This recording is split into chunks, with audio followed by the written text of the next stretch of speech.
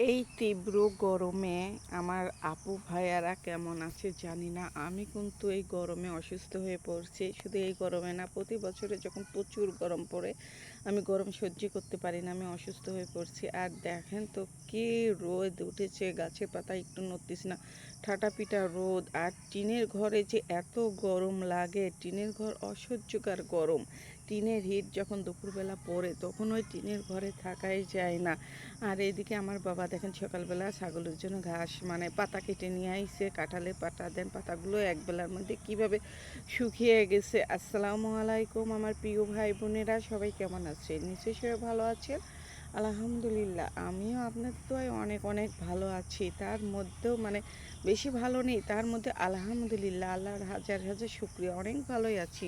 কিন্তু বাড়িতে একটু কাজ করব, বাড়ির কাজ করা একটু মানে বাদ আছে, একটু মানে ভালোই বাদ আছে। সেই বাড়ির কাজ করার জন্য আমি লোহা নিয়ে আইছি, লোহারই কাজ আছে। লোহাগুলো এখানে অনেক মানে কেজি 5 কেজি মানে লোহা আছে। লোহাগুলো কিনে নিয়ে আসছে, কিন্তু মিস্ত্রি খুঁজে পাচ্ছি না। আর এই তো সকালবেলা থালা বাসন খেয়ে দিয়ে থালা বাসন মানে ধুয়ে রেখে দিয়েছি উপর করে রোদে শুকানোর জন্য। আর এই থালা বাসন কিন্তু রোদে শুকালে কিন্তু সেই থালা বাসন কিন্তু মচমচা হয়, কাপড় চোপড়ের মতন সুন্দর। মানে আমার কাছে তো ভালো লাগে। আমি মাঝে মাঝেই থালা বাসন কিন্তু এইভাবে রোদে শুকাই, আমার কাছে ভালো লাগে। তারপরে যেগুলো সব কিছু মানে শুকিয়ে গেছে তুলে ঘরে নিয়ে গেছি। আর এই তো ভাত তুলে দিয়েছি দুপুরবেলা, রাইস কুকারেই মানে ভাত তুলে দিয়েছি। আর এতটা গরম সহ্য করতে পারতেছি না। এখন রান্নাবান্না করব, সেই জন্য মানে কেটে বেছে নিচ্ছি। এখানে করলা ভাজি করতেছি আর বেগুন আলু দিয়ে ভাজি করতেছি। বেগুন আলু ভাজি করতেছি হলো সকালে রুটি খাওয়ার জন্য। আর একটু আম দিয়ে ডাউল রান্না করব, মানে ডাউল পুরপুরি করব, আম দিয়ে ডাউল পুরপুরি করব মানে সকালে রুটি দিয়ে খাওয়ার জন্য। আর এই একবেলা রান্না করতেছি এই গরমের দিনে, আর 2-3 বেলা ভালো লাগতেছে না, এই জন্য একটু তরকারিটা বেশি করেই রান্না করতেছি। এই অসুস্থর কারণে ঠিক মতো মানে আমি ভিডিও করতে পারতেছি না, পুরোপুরি ভিডিও সব করতে পারতেছি না, যে একটু একটু করে নিচ্ছি, নিয়ে এইভাবে এখন ভিডিও করতেছি। আমার আপু ভাইয়ারা একটু দেখে নেবেন। আর আমার ভিডিওটা যদি ভালো লেগে থাকে একটা লাইক, একটা কমেন্ট আর একটু শেয়ার করে দিয়েন। আর এতে যে বেগুন আর আলু ভাজিটা প্রথমেই তুলে দিয়েছি, দিয়ে আমি আম পাততে চলে গেছি। যে আম দিয়ে হলো ডাল পুরপুরি করব। আর গাছ থেকে যে 2টা আম পেড়ে নিয়েছি, আর একটা ভালোই মানে চালিনি আম তো পড়েছে, আর এটা ফেটে গিয়েছে। এখন এই আমগুলো ধুয়ে সুন্দর করে ধুয়ে কেটে নেব। বালুর মধ্যে পড়েছে তো এই জন্য আগে ধুতে হবে, ধুয়ে তারপরে হলো কেটে নিচ্ছি। আর কেটে নিয়ে এই যে চলে আসছি আবার এই যে ডাল পুরপুরি করব।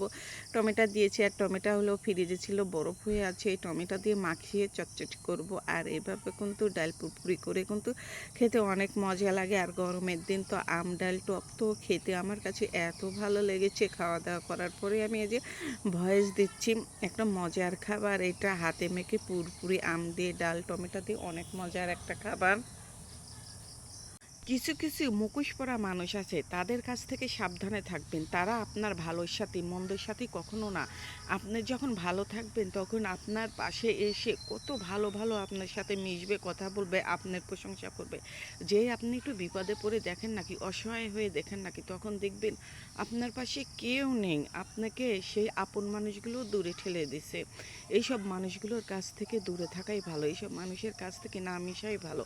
যারা ভালোর সাথে মন্দর সাথে হয় না, যখনই একটু মানুষ বিপদে পড়ে তখনই তার কাছ থেকে দূরে সরে যায়। এমন বন্ধুর দরকার নাই যে বন্ধু বিপদে দিনে নেই, সুদিনে আছে কিন্তু বিপদের দিনে নেই। ওইসব বন্ধু থাকার চেয়ে না থাকাই ভালো।